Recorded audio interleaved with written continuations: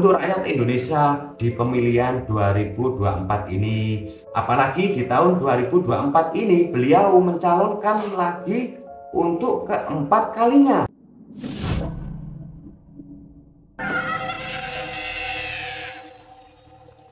Assalamualaikum warahmatullahi wabarakatuh. Kembali lagi bersama saya di channel Niki Sae. Apa kabar semuanya? Mudah-mudahan kalian dalam keadaan sehat walafiat. Itulah doa saya setiap hari buat semua teman-teman. Seperti biasa, biar kita kenal tambah deket, silakan absen. Namanya siapa, kotanya di mana, dengan seperti itu kita jadi akrab, ya kan? Nah, channel Niki Sae ini kita akan mengupas kisah-kisah misteri, horor, mistis, dan sejarah yang ada di dunia ini. Sebelum ke ceritanya, mengingatkan kembali bagi yang belum, jangan lupa tekan tombol subscribe dan tekan tombol loncengnya. Terima kasih. Di kisah kali ini kita akan mengulas kisah seorang mantan presiden RI atau bisa disebut juga ulama Indonesia. Konon bisa memprediksi hal-hal yang akan terjadi di masa yang akan datang. Sudah siap? Sudah ready? Niki Sae, oke. Siapa yang nggak kenal Gus Dur? Beliau presiden keempat di Indonesia yang sering dikenal humoris, bersahaja, dan juga toleran. Makanya beliau itu dikenal sebagai bapak pluralisme. Karena semua orang ia rangkul yang bernama lengkap Kiai Haji Abdul Rahman Wahid atau sering dipanggil Gus Dur. Ini sering disebut sebagai sosok seorang wali karena banyak perkataan dan celotehan santainya yang ternyata menjadi kenyataan. Kita juga tidak tahu karena kebetulan atau memang Gus Dur ini bisa membaca masa depan. Tapi memang aneh dan ajaib presiden kita satu ini karena benar-benar ramalannya itu selalu benar. Tidak hanya sekali dua kali tapi berkali-kali, dari prediksi presiden, Piala Dunia atau main bola hingga kapan kematiannya. Nah, ini dia 11 perkataan Gus Dur yang sekarang menjadi kenyataan. Ada juga prediksi mereka tentang calon pemimpin di masa depan. Prediksi yang pertama, Jokowi menjadi presiden. Nah, kalau yang ini sudah terbukti sekarang bahwa Presiden Jokowi menjadi sebagai presiden, bahkan sampai 2 kali periode. Omongan Gus Dur ini terjadi pada 8 Agustus 2006 ketika Gus Dur mampir ke rumah dinas wali kota Solo, yang saat itu adalah Jokowi yang masih seorang wali kota di Solo yang baru menjabat selama 6 bulan. Dalam perbincangan Gus Dur berkata, siapa yang dikehendaki rakyat termasuk Pak Jokowi ini. Kalau dia jadi wali kota yang bagus, kelak juga bisa jadi presiden. Pada saat itu Jokowi menanggapinya hanya senyum-senyum saja karena tidak ada gambaran sekalipun untuknya menjadi presiden pada waktu itu. Ternyata 8 tahun setelahnya omongan Gus Dur menjadi kenyataan, di mana Jokowi terpilih menjadi presiden di pemilu tahun 2014. Kedua, prediksi lengsernya Soeharto. Kiai Haji Bukhari Masyhuri pernah bercerita bahwa Gus Dur pernah bercerita kepadanya Soeharto akan turun dari jabatannya sebagai orang nomor 1 di Indonesia. Kejadiannya pada waktu itu 11 bulan sebelum lengsernya Soeharto. Kiai Haji Bukhari Masyhuri, Gus Dur, Mustafa, dan Toha yang merupakan pengurus Jogja pada kala itu membicarakan berbagai masalah. Namun tiba-tiba Gus Dur memotong pembicaraannya. Sudah, tak usah bicarakan itu, sebentar lagi Pak Harto akan jatuh.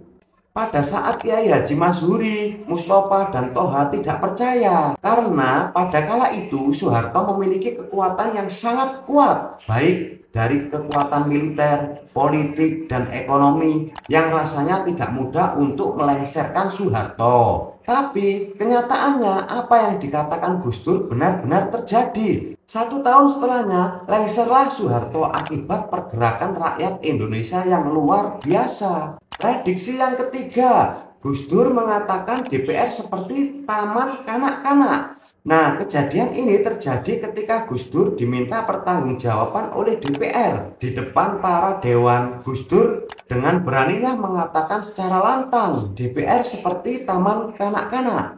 Tapi kalau melihat ke depan sekarang, di beberapa kejadian yang sudah pernah terjadi, memang terlihat seperti taman kanak-kanak DPR itu. Mulai dari kegiatannya yang sering jalan-jalan, ke taman bermain, belum lagi kalau ada rebutan proyek di dalam DPR udah seperti anak kecil rebutan mainan. Pada saat itu perkataan Gus Dur ini banyak DPR yang tersinggung. Tapi ternyata banyak juga yang menyetujui perkataan Gus Dur tersebut. Keempat, prediksi menjadi presiden. Ini adalah sebuah optimisme atau bisa membaca masa depan si Gus Dur ini.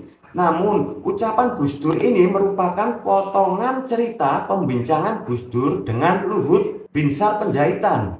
Kalian kenal kan Luhut? Ceritanya kayak gini. Sewaktu hari Luhut bertemu dengan Gus Dur saat hendak berangkat menjadi duta besar Indonesia untuk Singapura. Dan tiba-tiba Gus Dur berkata, Luhut, kamu nggak perlu pergi menjadi duta besar. Karena sebentar lagi saya atau Gus Dur akan menjadi presiden. Itulah perkataan Gus Dur. Kiai saya ada 9, ada 1 dari Lampung. Saya dapat bisikan kalau saya jadi presiden. Luhut pun pada saat itu menghiraukan aja perkataan atau celotehan Gus Dur ini. Dan tetap berangkat terbang ke Singapura untuk menjadi duta besar. Tapi nggak disangka, Luhut pun kaget melihat nama si Gus Dur ternyata dalam kandidat calon presiden. Di pemilu tahun 1999, benar hasilnya Gus Dur terpilih menjadi presiden di tahun 99. Yang kelima, prediksi lengsernya dirinya sebagai presiden. Ketika Gus Dur sempat ditanya tentang siapa saja yang bertanggung jawab melengsarkan dirinya dari kursi presiden, Gus Dur berkata, besok juga akan terbukti oleh bangsa ini sendiri. Namun, Gus Dur sempat menyebut nama Megawati, Amin Rais, dan kenyataannya di masa depan setelahnya terbitlah buku berjudul Menjerat Gus Dur yang tertuliskan oleh Virneka Rizky Utama, yang menjawab semuanya nama-nama yang menjadi dalang lengsernya Gus Dur terungkap di buku itu. Sebenarnya kasihan banget presiden kita satu ini, baru menjabat belum genap 2 tahun udah dilengserkan oleh MPR dan elit politik lainnya. Prediksi yang keenam, ajudannya menjadi Kapolri. Nah, Pak Sutarman merupakan polisi ajudan dari Gus Dur. Dan Gus Dur pernah suatu waktu berkata pada Pak Tarman bahwa nanti Pak Tarman akan jadi Kapolda Metro. Setelah itu Pak Tarman akan menjadi Kapolri.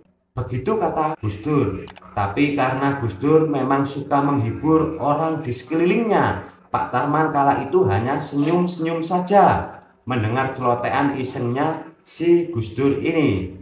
Karena baginya mimpi untuk menjadi Kapolri aja dia nggak pernah. Namun tepat pada 23 Oktober 2013 Pak Tarman ternyata memang benar resmi dilantik menjadi seorang Kapolri oleh Presiden SBY. Yang sebelumnya Pak Tarman sudah menjadi Kapolda Metro. Prediksinya tepat lagi perkataan Gus Dur ini. Yang ketujuh, memprediksi Kiai Haji Said Akil menjadi ketua PBNU. Nah, kalau ini ceritanya pada suatu hari Kiai Haji Said Akil diminta untuk menyediakan air putih dan roti tawar untuk sarapan. Setelah itu Gus Dur meminta Kiai Haji Said Akil untuk membacakan doa. Tapi baru saja dibacakan, Gus Dur malah langsung tertidur. Namun setelah 5 menit, kemudian tiba-tiba Gus Dur bangun dan berkata secara random, kamu akan jadi ketua PBNU di atas usia 55 tahun. Dan benar, perkataan asal-asalan Gus Dur itu jadi kenyataan lagi. Kiai Haji Said Akil terpilih di Muktamar 32 NU di Makassar pada usia 56 tahun. Betul kan? Nggak cuma menebak ketua PBNU-nya saja, umurnya pun juga tepat. Prediksi yang ke-8, Ahok jadi gubernur. Ternyata udah diramalkan oleh Gus Dur, dia bakal jadi gubernur. Pada saat itu Ahok sedang mencalonkan diri sebagai gubernur Bangka Belitung. Namun di pemilihan tersebut Ahok kalah dan harus menerima kegagalannya. Pada waktu itu Gus Dur memberikan semangat untuk Ahok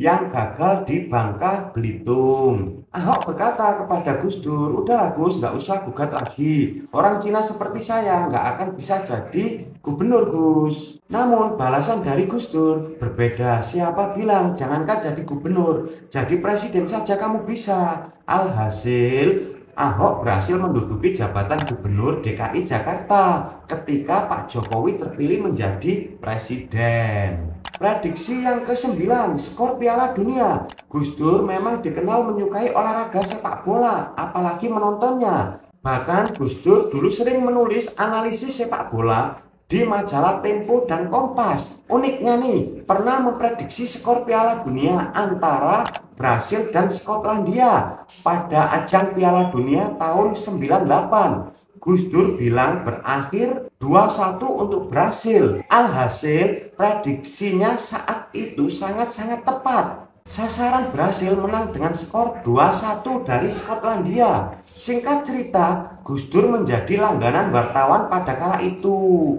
bila sedang ada laga pertandingan sepak bola. Prediksi yang ke-10, kematiannya sendiri.